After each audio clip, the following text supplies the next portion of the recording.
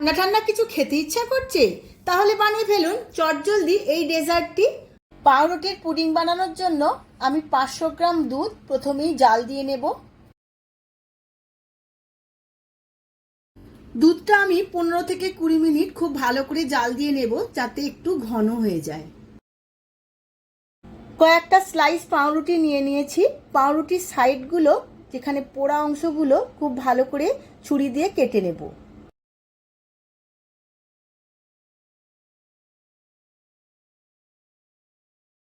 এই পোড়া অংশগুলো খুব ভালো করে কেটে নিয়েছি।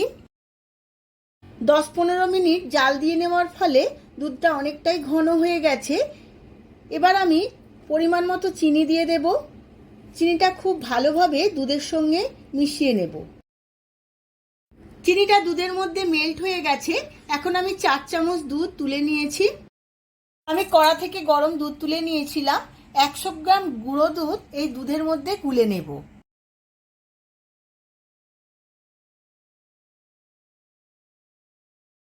গুঁড়ো দুধটা গুলে নিয়েছি। এবার এই কড়ার দুধের মধ্যে দিয়ে দেব। গুঁড়ো দুধটা দিলে খুব টেস্টও হয় আর দুধটা তাড়াতাড়ি ঘনও হয়ে যায়। এবার দুধটা আমার সম্পূর্ণ রেডি হয়ে গেছে। এবার গ্যাসের ফ্লেমটা অফ করে দিয়ে কিছুটা ঠান্ডা করে নেব। এবার এই দুধের মধ্যে সমস্ত কেটে রাখা পাউরুটিগুলো দিয়ে দেব। পাউরুটিগুলো দুধের মধ্যে দিয়ে একটু নাড়িয়ে নেব। এইভাবে আমি আধ ঘন্টা রেখে দেব, যাতে সমস্ত পাউরুটিগুলো খুব ভালোভাবে ভিজে যায়। পাউরুটিগুলো দুধের মধ্যে খুব ভালোভাবে ভিজে গেছে। এখন দিয়ে দেব 3টে ছোট এলাচ গুঁড়ো করে। এবার ছোট এলাচটাও আমি সমস্ত কিছুর সাথে খুব ভালোভাবে মিশিয়ে নেব। আমি একটা ফ্রাই প্যান বসিয়ে দিয়েছি, অপর দিকে ক্যারামেলটা বানিয়ে নেব। তার জন্য অল্প একটু জল দিয়ে দিয়েছি আর 4 চামচ চিনি আমি এই জলের মধ্যে দিয়ে দিয়েছি। এইভাবে আমি ছেড়ে দেব ফুটতে। এইভাবে ফুটে ফুটে একদম লাল হয়ে যাবে। চিনিটা ফুটে বেশ লাল হতে শুরু করে দিয়েছে। এইভাবে আরো একটু লাল হবে। দেখুন বন্ধুরা, লাল হয়ে গেছে মোটামুটি। এবার আমি এর মধ্যে অল্প একটু জল দিয়ে দেব।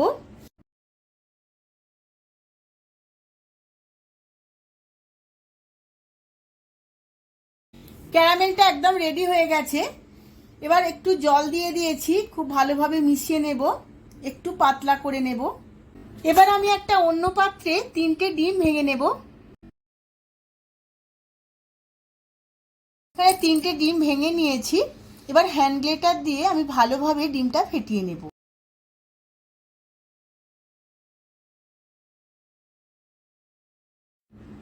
ডিমটা আমার ফেটানো হয়ে গেছে। এবার এই ফেটানো ডিমের মধ্যে দুধ আর পাউরুটির ব্যাটারটা ঢেলে দেব।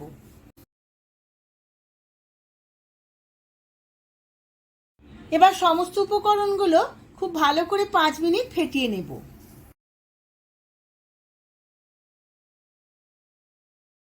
ব্যাটারটা একদম রেডি হয়ে গেছে। পুডিংটা ভাপে দেওয়ার জন্য আমি একটা ফ্ল্যাট কাঁচের পাত্র নিয়ে নিয়েছি। সমস্ত ক্যারামেলটা আমি এই পাত্রের মধ্যে ঢেলে নেব। আপনারা চাইলে কেক টিনের মধ্যেও ভাপে দিতে পারেন।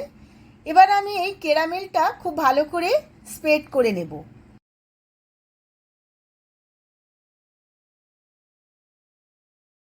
ক্যারামেলটা পাত্রের মধ্যে স্প্রেড করা হয়ে গেছে। এবার সমস্ত ব্যাটারটা এই পাত্রে ঢেলে নেব। পুডিংটা ভাপে দেওয়ার জন্য আমি একটা কড়ার মধ্যে জল বসিয়ে নিয়েছিলাম। এবার মাঝখানে একটা স্ট্যান্ড বসিয়ে নিয়েছি।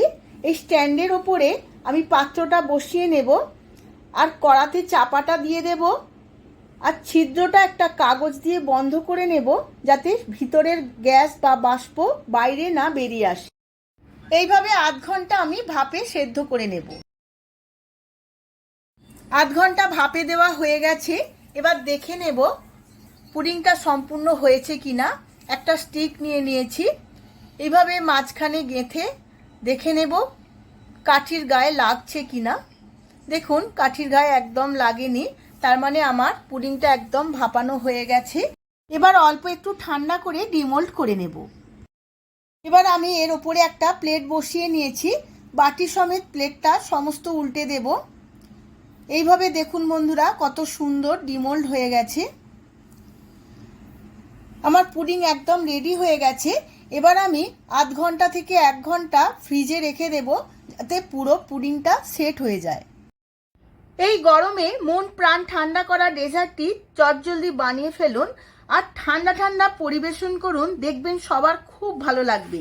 ভিডিওটা যদি ভালো লেগে থাকে ভিডিওটিতে প্রচুর প্রচুর লাইক শেয়ার কমেন্ট করবেন। আজ তাহলে আসি, আবার দেখা হবে অন্য একটি ভিডিওতে নতুন কোনো রেসিপি নিয়ে।